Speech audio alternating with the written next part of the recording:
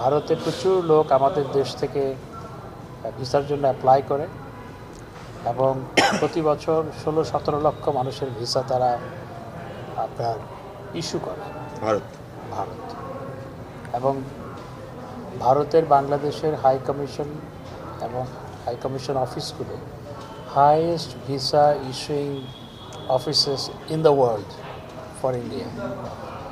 তো এই কারণে দেখা যাচ্ছে এখানে ভিসা পেতে অনেক সময় অনেক অপেক্ষা করতে হয়।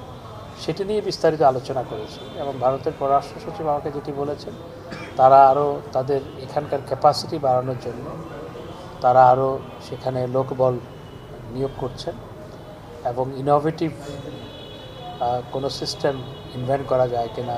আমি অনলাইনের কথা বলেছি যে অনলাইনে অ্যাপ্লাই করে তারপর multiple visa, long term visa, সেগুলো নিয়ে আমরা আলোচনা করেছি। অর্থাৎ ভিসা পাওয়াটা এখন যে অনেক ক্ষেত্রে দেরি হচ্ছে, অনেক সময় সমস্যা হয়, অনেক সময় দেখা যায় ডাক্তারের অ্যাপয়েন্টমেন্ট আছে পাচ্ছে না, সেই জন্যে সে বিষয়টি বিস্তারিতভাবে আলোচনা করেছে এবং তারা অত্যন্ত আন্তরিক এই বিষয়টি সমাধান করার জন্য এবং সহজে মানুষ যাতে ভিসা পায় এবং people to people contract connectivity যাতে আরও বৃদ্ধি পায়।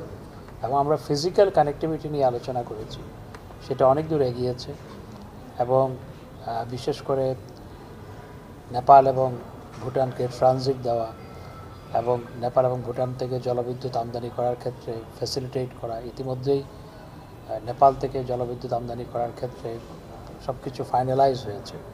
ট্যারিফ নিয়ে সেটিও অনেকটা চূড়ান্ত হয়েছে, সেটি আমাদের পারচেস কমিটিতে যাবে এবং সেটি হলে পরে আমরা নেপাল থেকে 40 মেগাওয়াট বিদ্যুৎ আমদানি করতে পারবো ভারতের উপর দিয়ে। তো অনেক অগ্রগতি আছে। এটি কি চূড়ান্ত হয়েছে? এটি চূড়ান্ত প্রায়, শুধু ট্যারিফটা এখনও চূড়ান্ত হয়নি, অর্থাৎ চূড়ান্ত অনুমোদন হয়নি, কিন্তু নেগোসিয়েশন হয়ে গেছে।